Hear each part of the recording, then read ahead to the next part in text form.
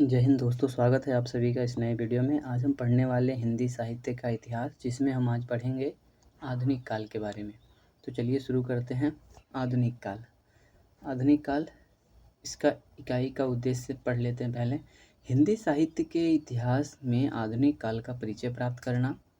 आधुनिक काल की कौन सी कारक प्रवृत्तियाँ थी जिससे गद्य लेखन का आरंभ किया। आधुनिक काल के गद्य का स्वरूप किस प्रकार का है। हिंदी भाषा और साहित्य की दृष्टि से यह काल संक्रमण का है। बांग्ला मराठी के लेखन का प्रभाव कैसे हिंदी पर पड़ा है। आधुनिक काल का मूल्यांकन करना। प्रस्तावना। आधुनिकता एक नवीन प्रवृत्ति है जो निरंतरता की ओर बढ़ती है, निरंतरता का बोध कराती है। जो नया है वह आधुनिक हो जाता है।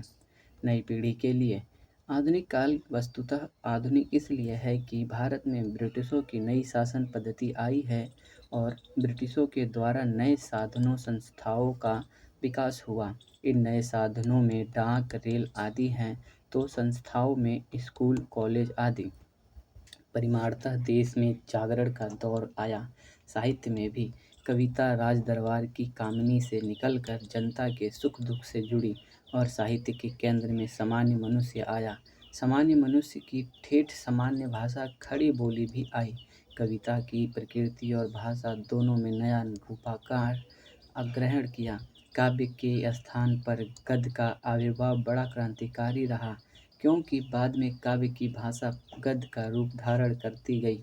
आदि काल, भक्ति काल एवं रीति काल में हिंदी की बोली भाषाओं का साहित्य हिंदी का साहित्य कहा गया, परंतु आधुनिक काल में विशुद्ध खड़ी बोली साहित्य की भाषा बनी। अमीर खुसरो तथा कबीर की कविता से निकलकर खड़ी बोली अंग्रेज अधिकारी, ईसाई धर्म प्रचारक तथा आधुनिक प्रेस में पहुँचे। सन 1800 ईस्वी में कलकत्ता में फोर्ट विलियम कॉलेज की स्थापना के बाद उर्दू और हिंदी का विकसित होने का अवसर प्राप्त हुआ। डॉक्टर जॉन गिलक्राइस्ट ने भारत में प्रशासन चलाने के लिए आने वाले ब्रिटिश अधिकारियों को हिंदी पढ़ाना प्रारंभ किया। इसी कॉलेज से और उन्होंने यह कार्य करने हेतु 2 हिंदी अध्यापकों की नियुक्ति की, लालू लाल एवं सदन मिश्र। इसके अतिरिक्त खड़ी बोली गद्य को विकसित करने में मुंशी सदा सुखलाल निजाय तथा इंसा अल्लाह खां का योगदान उल्लेखनीय है। इंसा अल्लाह खां की रानी केतकी की कहानी प्रथम हिंदी कहानी है, जो मौलिक एवं आदर्श कहानी है। ईसाई प्रचारकों ने अपने धर्म प्रचार हेतु बाइबल का अनुवाद हिंदी में किया। इसके द्वारा प्रेस की स्थापना हो चुकी थी। इसी का लाभ लेते हुए राजा राम मोहन राय ने बंगदूत, पंडित जुगल किशोर शुक्ल ने उदंत मार्तंड, जो हिंदी का प्रथम समाचार पत्र भी है, को चलाया। अंग्रेजों की दमनकारी नीतियों के विरुद्ध इसका प्रयोग करते हुए प्रथम स्वतंत्रता आंदोलन भी चलाया गया। अंग्रेजों की स्वार्थी शोषणपरक नीतियों को उखाड़ कर बुद्धिजीवियों ने समान जनता को जगाया। लोगों में असंतोष, विद्रोह का भाव पनपने लगा और लोग एवं बुद्धिजीवी प्राचीन भारत का गौरव गान करते हुए देश की वर्तमान शासन व्यवस्था को समझकर स्वतंत्रता, अधिकार और स्वशासन की मांग करने लगे। पश्चिम के संपर्क में आने के बाद सामाजिक मूल्य, रूढ़ियाँ, जड़ परंपरा, अंधश्रद्धा, अंधविश्वास आदि में परिवर्तन की दृष्टि विकसित होने लगी। स्त्री शिक्षा, विधवा विवाह का समर्थन होने लगा, तो बाल विवाह, सती प्रथा, जातीयता का विरोध कर स्वातंत्र्य, बंधुता, समता व भाईचारे के मूल्यों को समाज में विकसित किया जाने लगा। परिणाम स्वरूप अनेक सामाजिक आंदोलन उभर कर आए। पूंजीवादी, सामंतवादी तथा विषमतामूलक व्यवस्था को निकाल कर लोकतांत्रिक एवं समतामूलक व्यवस्था को लाने के लिए सुधारकों द्वारा प्रयास किए गए। आर्य समाज का एकेश्वरवाद और छुआछूत विरोध, हिंदू धर्म का पुनरुत्थान सुधार की भावना से ही उपजे हैं। यह स्पष्ट है कि भारत एक नई अंगड़ाई ले रहा था, सामाजिक, धार्मिक, आर्थिक, राजनीतिक दृष्टि से। शोषण एवं वर्चस्व की व्यवस्था को उखाड़ कर गतिशील एवं जनहितकारी व्यवस्था को लाना श्रेयस्कर ही रहा है। इस दृष्टि से आधुनिकता ने भारत के देश में अंग अंग को झकझोरा और उनका नवनिर्माण किया। प्रत्यक्ष परोक्ष रूप से ब्रिटिश शासन व्यवस्था, ईसाई धर्म प्रचार इसके कारक बने हैं। आधुनिक काल क्यों कहा जाता है, इसके संबंध विद्वानों में अपने अपने मत रखे हैं। डॉक्टर नागेंद्र ने आधुनिक काल को दो अर्थों में वैशिष्ट्यपूर्ण मानते हैं। एक मध्यकाल से भिन्नता और दूसरा नवीन इहलौकिक दृष्टि के कारण इस काल को आधुनिक काल माना है। पहला, पुनर्जागरण काल, भारतेंदु काल, 1857 से 1900। जागरण या सुधार काल, द्विवेदी काल, 1900 से 1918 तक। तीसरा, छायावाद काल, 1918 से 1938 तक।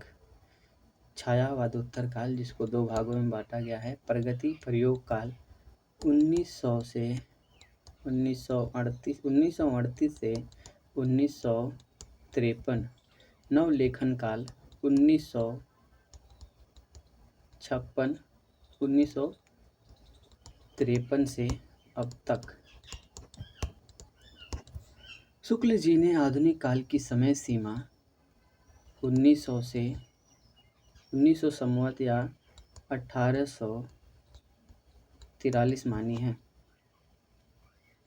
हुकुमचंद राज्यपाल, यह काल किसी प्रवृत्ति विशेष अथवा काव्य धारा का सूचक न होकर विविध धाराओं एवं काव्य रूपों के विकास का युग है। मध्यकालीन जड़ता को तोड़ते हुए आधुनिक काल का साहित्य मनुष्य के बृहत्तर सुख दुख के साथ पहली बार जुड़ गया और उनकी नई संवेदना की अभिव्यक्ति नए छंदबद्ध करने लगा। घोर श्रृंगारिकता एवं छंदबद्धता से कविता मुक्त हुई। ब्रज भाषा के स्थान पर खड़ी बोली ले लिया। चिंतन धार में परिवर्तन आया। बौद्धिकता के साथ तर्क प्रधानता एवं वैज्ञानिकता ने कला, धर्म, दर्शन, साहित्य, चित्र के प्रति नए दृष्टिकोण का विकास किया। पारलौकिकता का स्थान इहलौकिकता ने ले लिया और साहित्य के केंद्र में सामान्य मनुष्य की भावना, संवेदना, सुख दुख, आचार विचार, मूल्य आदि आए। राजा केंद्रित आदि काल से ईश्वर केंद्रित भक्ति काल की यात्रा करते हुए फिर दरबारी संस्कृति चित्रण से भरा रीति काल समाप्त होकर मानवीय चिंतन को साहित्य में लाने का श्रेय आधुनिक कालीन साधनों जैसे रेल, टपाल, सड़कें आदि के साथ यंत्र युग की शुरुआत को जाता है, अर्थात वैज्ञानिक दृष्टिकोण को जाता है, जिसमें सामाजिक पुनर्रचना के लिए योगदान देने वाले राजा राम मोहन राय, स्वामी दयानंद सरस्वती, रामकृष्ण परमहंस की योग्यतम शिष्ट, Vivekananda, Keshav Chandra Sen, Annie Besant, Mahatma Phule, doctor Baba Saheb Ambedkar जैसे समाज सुधारकों एवं देश निर्माताओं की महत्वपूर्ण भूमिका रही है। उनके आंदोलनों ने कला, साहित्य एवं संस्कृति को प्रभावित किया। इस अर्थ में हिंदू धर्म में पुनर्जागरण का सुधार लाने की भावना हिंदी ने साहित्य को दिया नई दिशा दी, यह स्वीकार्य होगा। सामंतवादी एवं पूंजीवादी टकराहट के बाद सामंतवादी ताकतें प्राय समाप्त हुई और देश के नए वर्ग एवं नए अंग्रेजी शासक ने इस देश की परंपरा को समझकर आधुनिकीकरण की प्रक्रिया का नवीनीकरण किया। इसी कारण सामान्य मनुष्य एवं उसकी सामान्य भाषा द्वारा नए गद्य का आविर्भाव इस काल में संभव हो पाया। शायद यही कारण है कि आधुनिक साहित्य वैविध्यपूर्ण, बहुमुखी एवं प्रतिभामुखी साहित्य है। हिंदी साहित्य नए प्रश्नों, विचारों, मूल्यों, दिशाओं, भाषा को स्थापित करता हुआ अब तक विकसित होता आ रहा है। यह बदलाव कोई यूं ही नहीं आया है। इसके लिए भारतवर्ष में बदलने वाली सामाजिक, राजनीतिक, आर्थिक, सांस्कृतिक, श्रमिक एवं शैक्षिक पृष्ठभूमि कारगर रही है। यह बदलाव लाने का कार्यदायित्व जितना अंग्रेजों का है उतना ही पश्चिम के संपर्क में आए भारतीय सुधारकों का भी रहा। वस्तुतः इस बात को स्वीकारा जाना चाहिए कि आधुनिक भारत का निर्माण एवं विकास अंग्रेजों की बदौलत हुआ है। वह भारत में नहीं आते तो नई शिक्षा पद्धति भारत में ना होती, ना ही नई सोच पैदा होती। यही कारण है कि आधुनिक काल के पुरोधा साहित्यकार भारतेंदु अपने साहित्य में अवकाश अंग्रेजों की कुछ नीतियों की प्रशंसा करते दिखाई देते हैं तो उनके द्वारा होने वाले शोषण का विरोध। आधुनिक काल के साहित्यिक विवेचन से पहले समय की परिस्थितियों को जानना जरूरी होगा।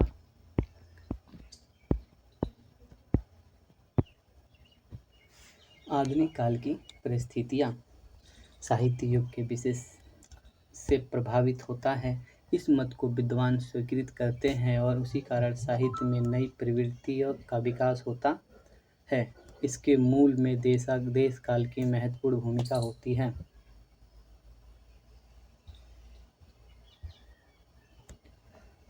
वह परिवर्तन का साक्षी होता है और उसका प्रभाव ग्रहण करता है। साहित्य एवं साहित्यकार उस कालखंड में बदलने वाली परिस्थितियों को जानना समझना जरूरी है।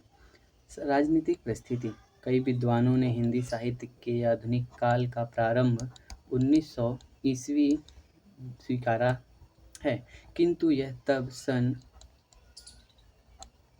1757 से ही आरंभ हो चुका था, जब बंगाल के नवाब सिराजुद्दौला को अंग्रेजों की कंपनी सरकार ने प्लासी के युद्ध में पराजित कराया था और संपूर्ण बंगाल पर एकाधिपत्य स्थापित किया था। कंपनी की सत्ता पर स्थापित होने के बाद अंग्रेज अधिकारियों के अनगिनत अत्याचार भारतीयों पर बढ़े। परिणाम स्वरूप भारतीय जनता में असंतोष फैलने लगा। 1854 में झांसी को खालसा करने के बाद अंग्रेजों की कुटिलता पर परिचय दृष्टि विश्वास रूप में भारतीय जनता के मन में बढ़ा। चर्बी वाले कारतूसों ने भारतीय किसान सैनिकों के मन में ठेस पहुंचाई। अतः 1857 में भारत का प्रथम स्वाधीनता संग्राम शुरू हुआ। लगभग एक वर्ष के भीतर इस विद्रोह को दबा दिया गया और ईस्ट इंडिया कंपनी का शासन खत्म करके सीधा ब्रिटिश सरकार का शासन का भारत पर शुरू हुआ। महारानी विक्टोरिया के डलहौजी के अन्यायपूर्ण नीति का विरोध भारतीयों के लिए नए युग जीवन की शुरुआत रही। यह उनके मन की सुखद भावना थी, इसलिए उसके मृत्युपरांत भारतीयों ने दुख प्रकट किया। 19वीं सदी के अंत में अंग्रेजी राज्य प्रति भक्ति एवं समर्पण का भाव भारतीयों में रहा। उसने सुधार लाने में निमस्त प्रयास किए गए, परंतु अंग्रेजी सत्ता के दुर्देव की वे अपनी अन्यायपूर्ण नीति को छोड़ नहीं पाए। उनके द्वारा होने वाला आर्थिक शोषण, टैक्स लगाने का परिणाम स्वरूप भारतीयों में विद्रोह का भाव बढ़ता गया। प्रार्थनाओं और निमस्त मार्गों से अंग्रेज सरकार पर कुछ भी परिणाम नहीं हुआ और राजनीतिक राज्य प्राप्ति की आकांक्षा भारतीयों में बलवती हुई। इसी दरमियान 1885 में राष्ट्रीय कांग्रेस की स्थापना हुई और स्वाधीनता आंदोलन के लिए एक मंच और संगठनात्मक कार्यक्रम प्राप्त हुआ। जनता बड़े उत्साह में आई। लोकमान्य तिलक का आविर्भाव हुआ और अंग्रेजी सत्ता को हटाने का भाव बल पकड़ने लगा। इसी समय अंतर्राष्ट्रीय राजनीति में कुछ महत्वपूर्ण घटनाएं हुई, जैसे इटली की स्वतंत्रता युद्ध, आयरलैंड में होम रूल आंदोलन तथा फ्रांस में राजक्रांति, जिसका प्रभाव भारतीयों के मन पर पड़ा। क्रांतिकारी संस्था एवं संगठनों का विचार होने लगा। स्वाधीनता की भावना तीव्रतर होने लगी, जिसका प्रभाव भारतेंदु के साहित्य के प्रतिबिंब है। सन 1905 में नरम नीति छोड़ गरम नीति के स्वराज हमारा जन्मसिद्ध अधिकार है का नारा दिया। बंगाल का विभाजन भारतीयों के लिए संदेहास्पद लगा और ब्रिटिश नीति की प्रक्रिया स्वरूप राष्ट्रीय भावना एवं ब्रिटिश का भारत विरोधी नीति को जनता ने जाना। जनता इसी समय प्राचीन भारतीय संस्कृति की ओर आकृष्ट होने लगी। वर्तमान स्थिति में के प्रति वे क्षोभ व्यक्त करने लगे। नव नेतृत्व कवियों ने दासता की बेड़ियों में जकड़ी जनता को अतीत का स्मरण दिलाकर स्वतंत्र व्यवस्था स्थापित करने के लिए उन्हें प्रेरित किया। एक ऐसे वर्ग की जागृति की लहर पैदा कर दी गई जो शोषित, पीड़ित, दलित, किसान, मजदूर था। कवियों ने उनके प्रति सहानुभूति प्रकट की। युग विशेषता के रूप में राष्ट्रीयता और मानवतावाद के लहरें सामान्यों में फूट पड़ी। ब्रिटिशों को समय समय पर सुधारना कानून लागू करने पड़े। 1919 में मार्लो मिंटो कानून इसी का परिणाम था, परंतु इस कानून को 1857 उठाकर विरोध डाला। अनेक प्रयासों के चलते फिर 1916 में एकता का समझौता पारित हुआ। ठीक इसी समय प्रथम विश्व युद्ध छिड़ गया। युद्ध की पूरी प्रतिबद्धता के साथ भारतीयों ने अंग्रेजों की मदद की, किंतु 1916 में रोलट एक्ट 1919 में रोलट एक्ट ने भारतीय जनता के अधिकार छीनकर उनके साथ पक्षपात किया। यही कालखंड आधुनिक हिंदी साहित्य में द्विवेदी युग के नाम से जाना जाता है। रोलट एक्ट में एक ओर सुधार का भाव था तो दूसरी ओर दमन नीति, जिसका भारतीय जनता ने विरोध किया। सन 1920 में तिलक युग का अंत हो गया और गांधी का आविष्कार हुआ। राजनीतिक नेतृत्व पर पटल पर गांधी अवतरित हुए। गांधी शायद 1857 के विद्रोह का सूक्ष्म अध्ययन करके इस निष्कर्ष पर आए थे कि सामान्य जनता को राजनीतिक स्वाधीनता आंदोलन में उतरना जरूरी लगा। ग्राम उद्धार एवं कार्यक्रम देश भर में छेड़कर मध्य वर्ग को आंदोलन में उतारने में वे सफल हो गए। गांधी जी की यह सर्वश्रेष्ठ उपलब्धि रही। असहयोग, सविनय अवज्ञा आंदोलन, अहिंसा जैसे हथियारों से आज़ादी का लक्ष्य तय किया। भारतीय कांग्रेस के बुद्धिजीवियों ने संपूर्ण स्वराज की मांग कर औपनिवेशिकता राज्य की नींव हिला दी। जनता ने राष्ट्रीयता में भावना का पूरा विकास हो चुका था। असहयोग दो स्तरों पर था, एक देशी शासन का विरोध, दूसरा स्वदेशी वस्तु का स्वीकार। खादी राष्ट्रीय भावना का प्रतीक बनी और गांधी ने मानववादी मूल्य जैसे अहिंसा, सत्याग्रह, अछूतोद्धार, हिंदू मुस्लिम एकता, ग्रामोद्धार, जमींदारी उन्मूलन आदि का बीज रोपण भारतीय के मन में किया। निसंदेह रूप से गांधी ने आज़ादी के हिंसक आंदोलन को रचनात्मक आधार प्रदान किया, जो देशव्यापी चेतना को मुखरित कर राष्ट्रीय एकता एवं स्वतंत्रता आंदोलन को निखारा गया है। इस युग में बंगाल के कवि कुलगुरु रवींद्रनाथ ठाकुर साहित्य के क्षेत्र में प्रगतिशीलता एवं विश्वासमानवाद की संकल्पना को लेकर आए, जिन्होंने भारतीय संस्कृति एवं आध्यात्मिकता का प्रचार किया। कवि रवींद्र और गांधी जी इस युग के दो सूर्य थे, जिन्होंने युग को प्रभावित ही नहीं किया, विप्लवित भी किया। स्वतंत्रता संग्राम बड़े जोर शोर से चल पड़ा। द्वितीय विश्व युद्ध की समाप्ति के बाद स्वतंत्रता का सपना अधिक मुखर हुआ।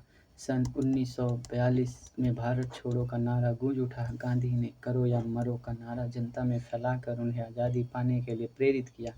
इसी समय ब्रिटेन में भी सत्ता परिवर्तन हुआ और वहां के उदार दल की सरकार ने भारतीय स्वतंत्रता के प्रति सहानुभूतिपूर्ण रवैया व्यक्त किया।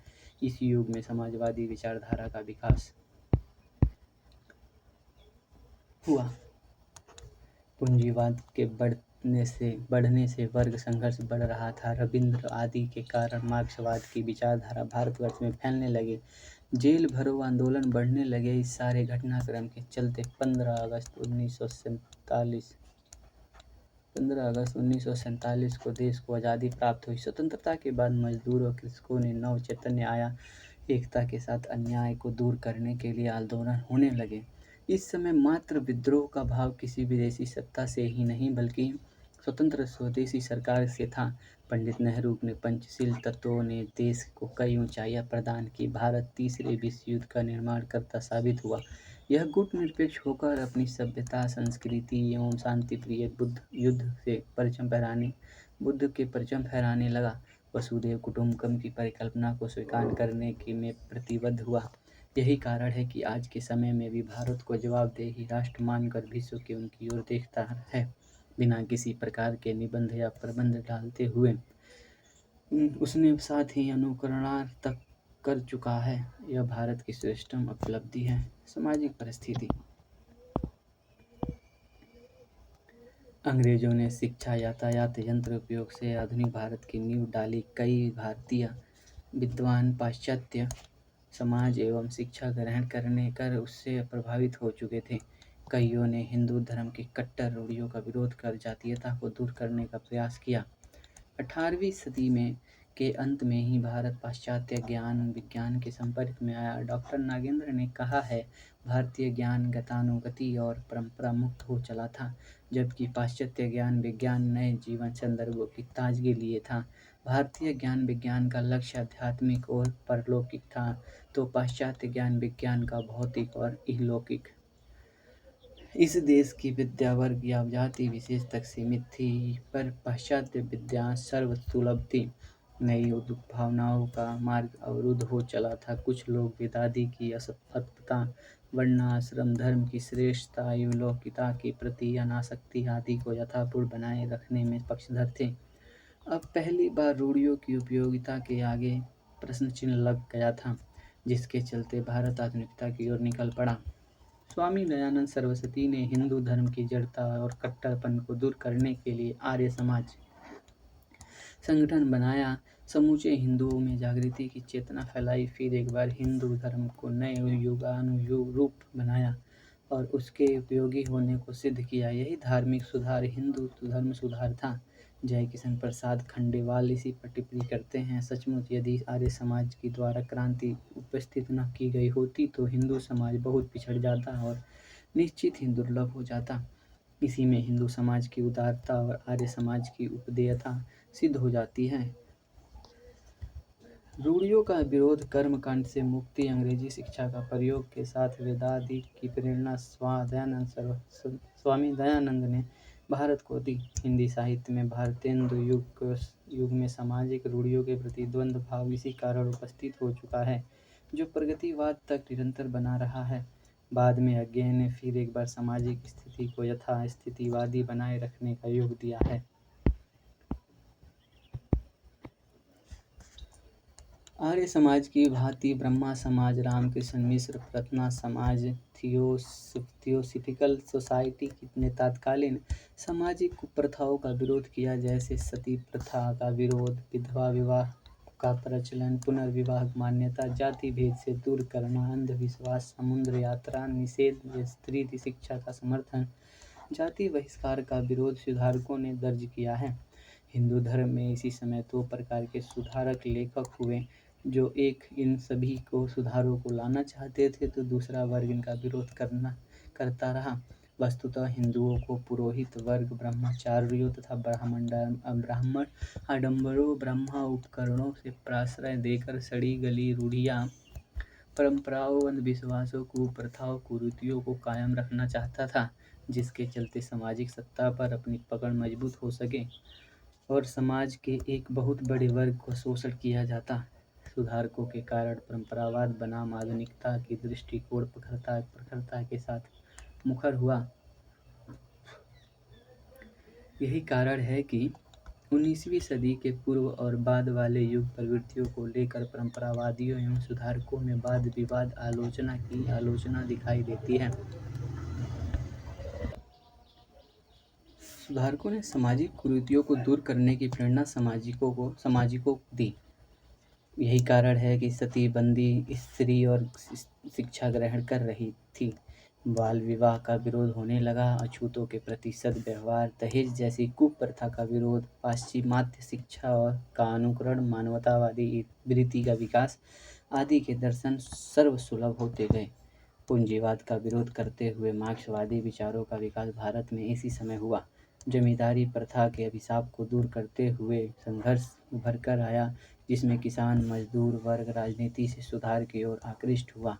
तत्कालिक समय के सुधारक नेता ने नारी के प्रति अपनी संवेदना व्यक्त की, निर्धन एवं शोषित समाज विकास में सहायता की। शायद यही कारण है कि आंचल में दूध और आंखों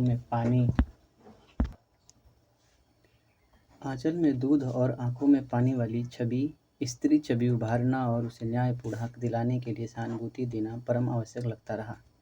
गांधी जी के कई योजनाओं के देश की समस्याओं को सुलझाने का आधार बनी, जैसे ग्राम उद्धार, भू आंदोलन, हिंदू मुस्लिम एकता, जमींदारी का विरोध, सत्याग्रह, अहिंसा का भाव का विकास, धार्मिक समन्वय, अछूतोद्धार, सांस्कृतिक एकता आदि।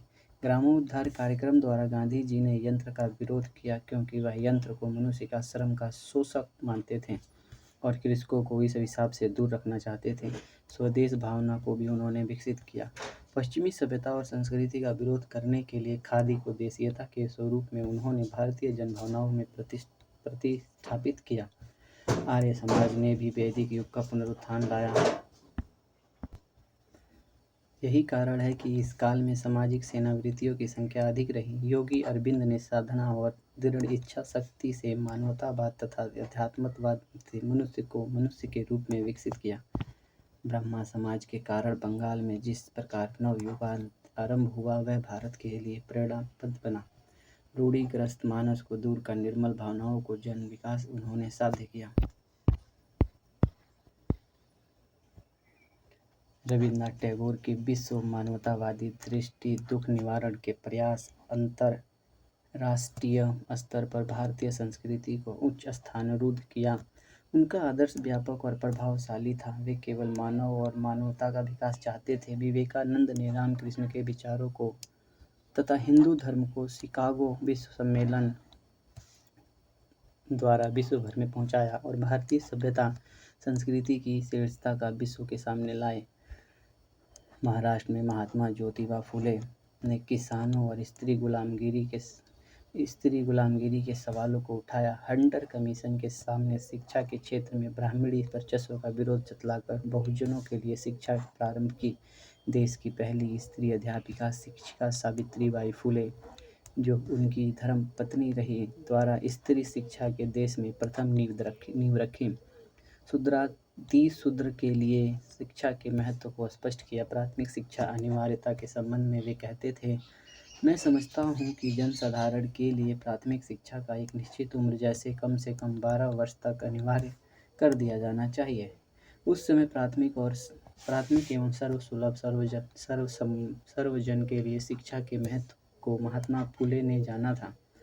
1882 में तिलक और आगरकर की जेल से रिहाई पर उनका एक साथ अभिवादन कर साम्राज्यवाद का विरोध और जातिवाद का विरोध के बीच जन जागरण के सबसे बड़े स्तर वे रहे हैं। इसलिए उन्हें क्रांतिसूर्य भी कहा गया। महादेव गोविंद रानाडे ने प्रार्थना समाज के जरिए बाल विवाह प्रथा का विरोध किया, विधवा विवाह का समर्थन और स्त्री की स्वतंत्रता के लिए बड़ा मौलिक कार्य किया है। इस कालखंड में सामाजिक व्यवस्था में बड़े ठोस परिवर्तन लक्षित होते हैं, जिसके प्रभाव से समाज और साहित्य अछूता नहीं रह पाया। भारतेंदु तथा द्विवेदी युग में यह स्पष्ट दिखाई देता है। इन दोनों युग के सामाजिक व्यवस्था के अंतर को स्पष्ट करते हुए खंडेलवाल ने कहा, भारतेंदु युग में नवयुग की चेतना का विकास हुआ है और सामाजिक अवस्था में परिवर्तन की पुकार से बड़ी अशांति फैल गई। द्विवेदी युग में यह अशांति शांत हो गई और समाज सुधारक सामाजिक कुरीतियों को और रूढ़ियों को खंडन करने के साथ ही सामाजिक समस्याओं को सुलझाने के लिए ठोस विचार और सुझाव प्रस्तुत करने लगे। भारत यथाशीघ्र सामाजिक विकास की ओर अग्रसर हुआ। पाश्चात्य शिक्षा, यंत्र विकास और सुधारकों ने देश को आधुनिक बनाया। साहित्य में इन्हीं का ही चित्रण हुआ है। धार्मिक परिस्थिति।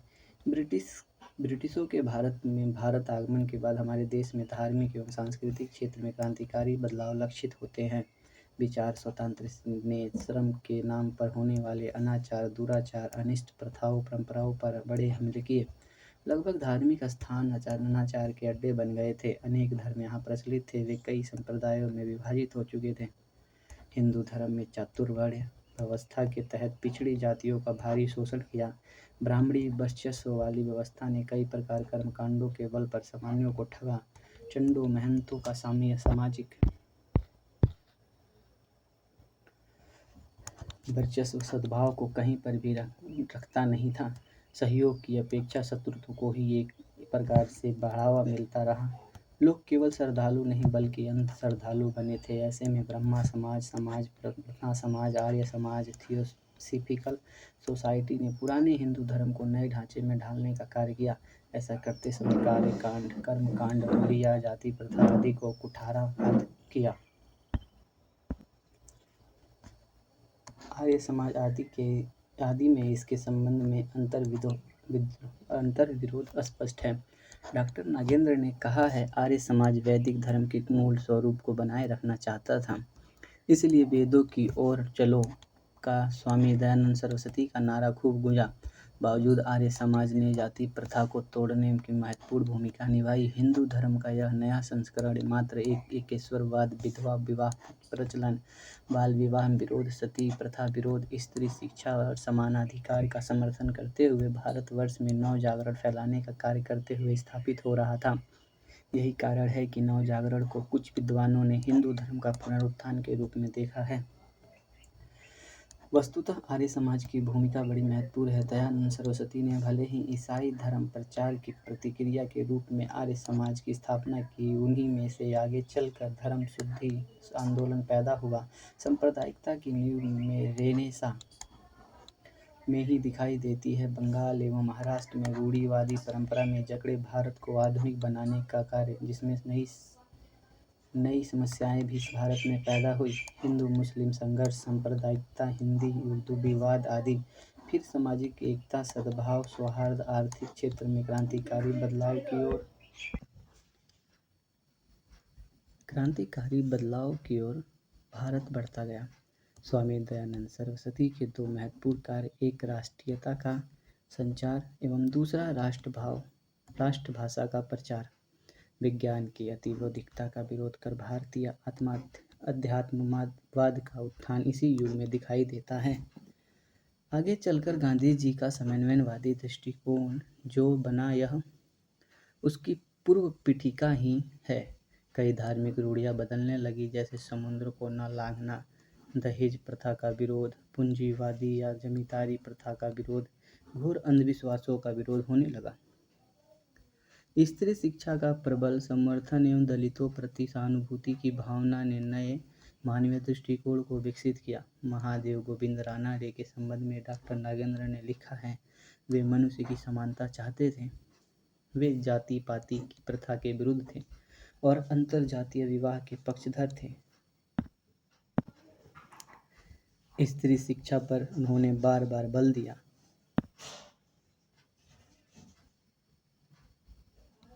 उनके वस्तुनिष्ठ दृष्टिकोण, तर्क पद्धति, सामाजिक परिष्कार के प्रति अभिरुचि आदि से स्पष्ट है कि वे पाश्चात्य विचारधारा से प्रभावित थे, किंतु पाश्चात्य मत को भी उन्होंने बिना तर्क के स्वीकार नहीं किया।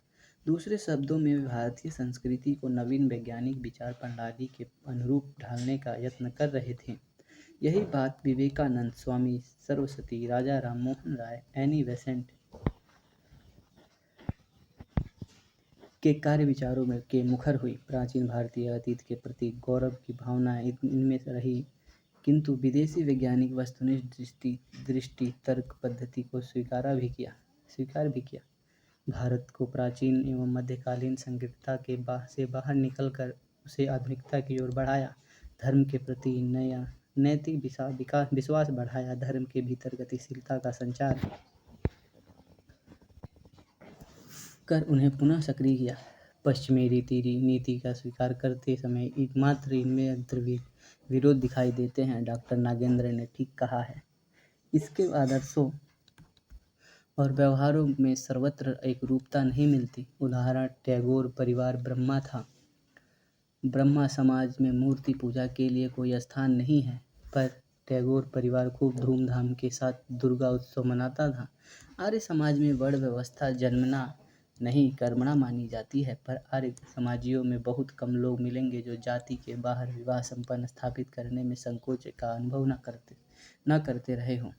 दूसरा अंतर विरोध यह था कि राजा राम मोहन राय, रानडे आदि बहुत से लोग ब्रिटिश राज्य के देश के लिए वरदान समझते थे, लेकिन प्रजा के दोहन, शोषण आदि का विरोध करते थे।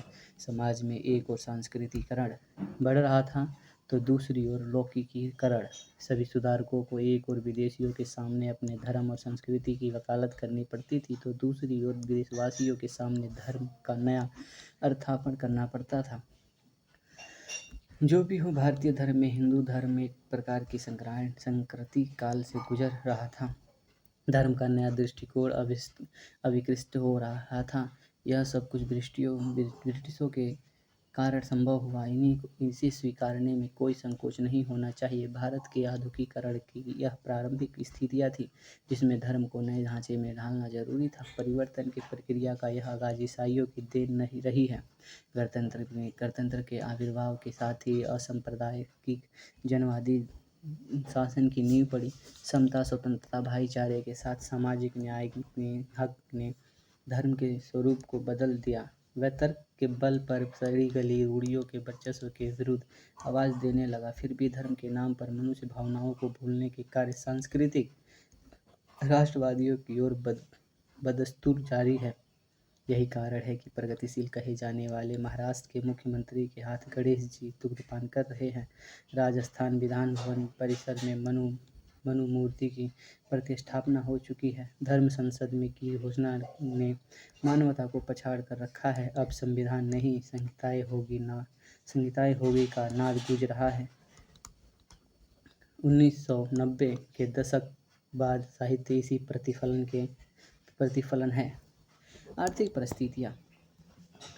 साहित्य का इतिहास बदलती हुई अभिरुचियों और संवेदनाओं का इतिहास होता है जिसकी सीधा संबंध आर्थिक और चिंतनात्मक परिवर्तन है। अर्थात यह स्पष्ट है कि आर्थिक स्थितियाँ मानव की सोच में परिवर्तन निर्धारण करती है। इस बात को विद्वान जनों ने स्वीकारा है कि भारत 1857 के बाद अंग्रेजी नीति का आर्थिक ढांचा विकसित हो रहा था। एक तरफ कच्चा माल इंग्लैंड भेजकर पक्के माल में परिवर्तन के साथ अधिक दाम पर भारतीय बाजार में उतारा जा रहा था। इसी में भारतीय जनता को दोहरा शोषण स्पष्ट होता है, जिसके कारण महंगाई, टैक्स, दरिद्रता और उस पर से अकाल जैसी समस्याओं ने ब्रिटिशों के विरुद्ध भारतीय जनता में असंतोष पैदा किया।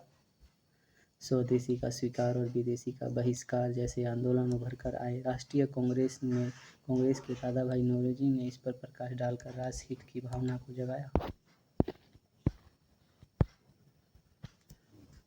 साम्राज्यवादी शासन ने औद्योगिक विकास तो किया परंतु पूंजीवादी व्यवस्था को भी मजबूत बनाया। अपने शासनाकुल पूंजीपतियों को उन्होंने बढ़ावा दिया। उद्योगों के कारण पारंपरिक भारतीय उद्योग धंधे प्राय नष्ट हो रहे थे और गांव का कारीगर बेकार। किसानों पर मालगुजारी का बोझ लादा गया। परिणामतः ग्रामीण कारीगर और किसान शोषण की चक्की में पीसता गया। धीरे धीरे मजदूर संगठन बने।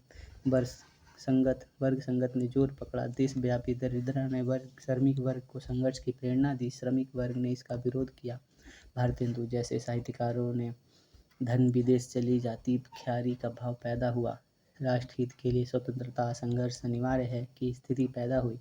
कालांतर में पंचवर्षीय योजनाओं ने देश में आर्थिक स्थिति सुधार लाने का योगदान दिया। अब शोषण जैसी स्थितियां नहीं रही।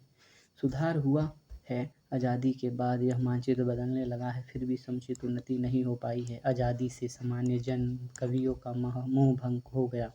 धूमिल उसकी फलश्रुति है। सरकार ने रोजगार गारंटी दी परंतु योजना के तहत मिलने वाले 1 रुपये का 15 पैसे हिस्सा गरीब जनता के पास पहुंचता।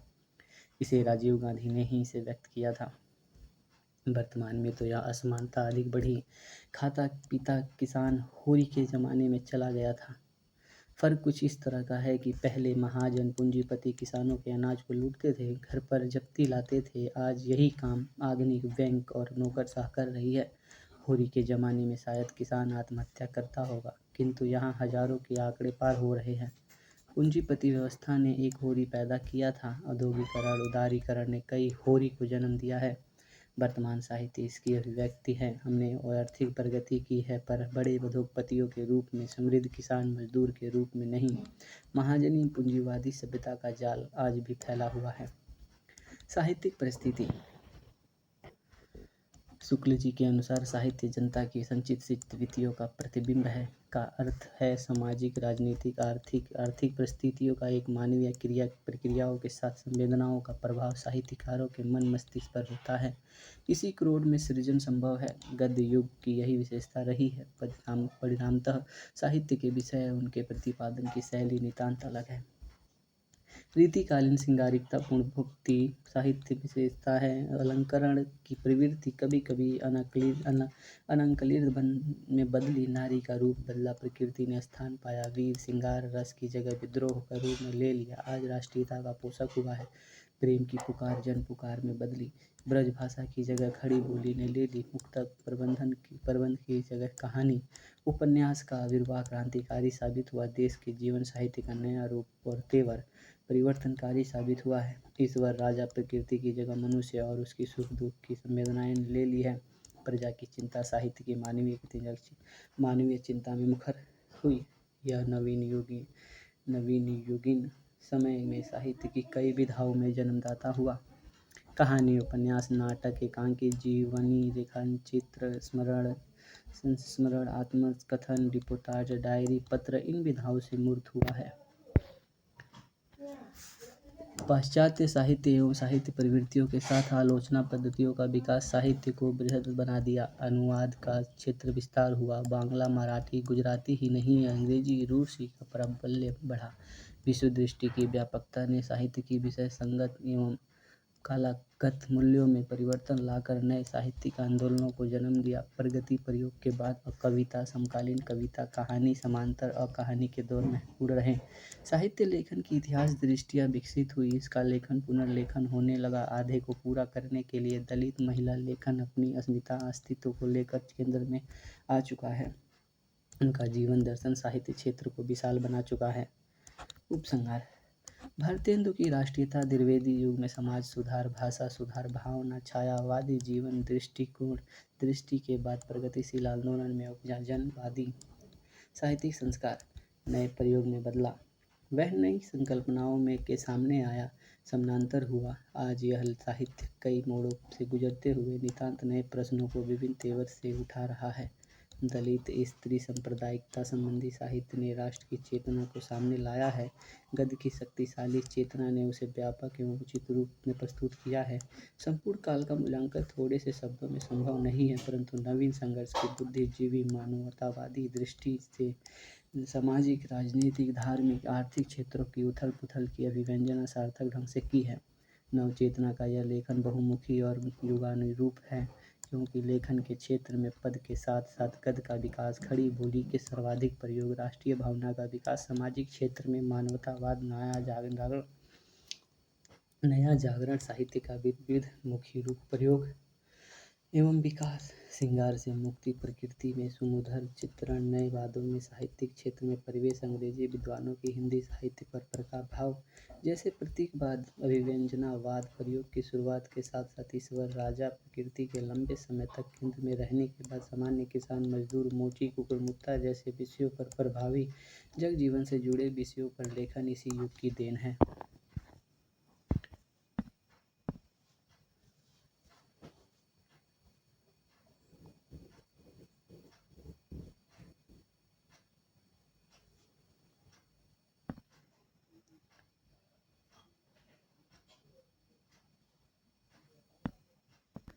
थैंक यू दोस्तों, इस वीडियो में इतना ही, बाकी आगे पढ़ेंगे। आई होप आपको ये वीडियो पसंद आया हो। वीडियो पसंद आया तो वीडियो को लाइक करें, कमेंट करें तथा चैनल को सब्सक्राइब करें। धन्यवाद।